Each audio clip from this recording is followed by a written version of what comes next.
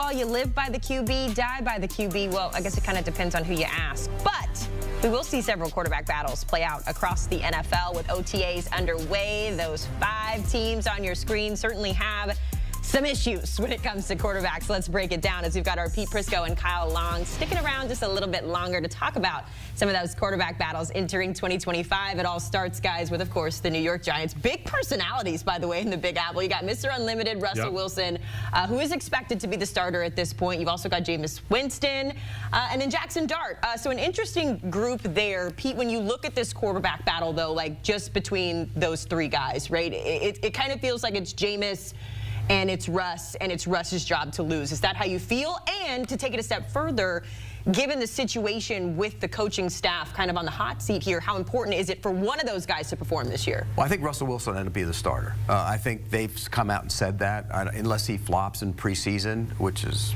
entirely possible the way he played last year at times, I think he's going to be the starting quarterback. Should he be the starting quarterback? Probably to start the season. I think he'll be looking over his shoulder a lot. I think the quicker they get the Jackson Dart, the better that'll be for the organization for the long term.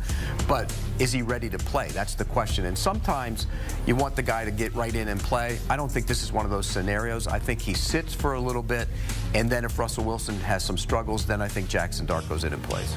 You said earlier you are what you are in the NFL. Well, unfortunately for Russell Wilson, he's a lesser version of what he has always been in the National Football League. We saw that in Pittsburgh last year. Some opportunities to make huge plays down the field. I think Russell Wilson will be the starter.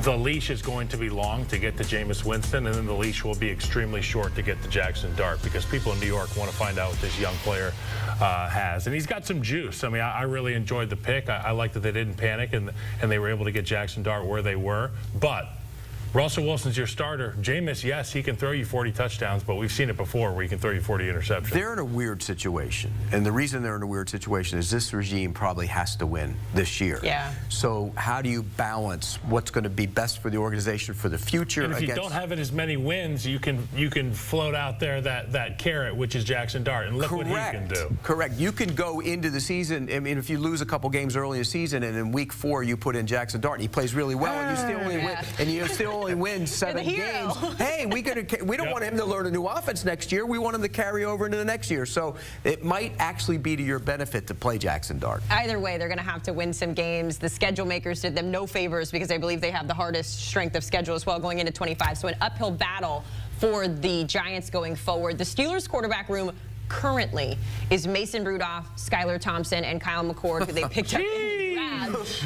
Yeah, it's a lot to LOL about. However, we've been on Aaron Rodgers' watch for, I don't know, it feels like months, years at this point. New caveat in the conversation. He did go on a podcast and say that there was the potential that he would be playing against the Bears. He was asked if he was going to be the quarterback for the Bears, and he said no, but I could play a team. He's obsessed. I know. Honestly, I'm over it, but I feel like we always have to add that Aaron Rodgers into the quarterback conversation here. So I'll pose the question this way. Kyle, without Aaron Rodgers in the mix at all, because we don't know what he's going to decide or when he's going to decide it, but when you look at the current quarterbacks that the Steelers have right now, that's the competition that we're looking at here. What do you make of it?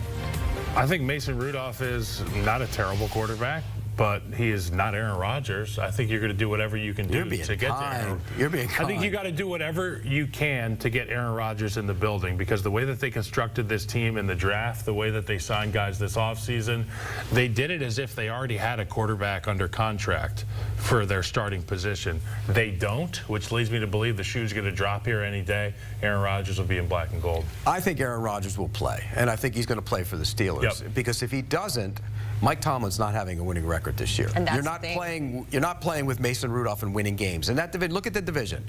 I mean, you got the Bengals will be really good again when they stay healthy, if Joe Burrow stays on the field.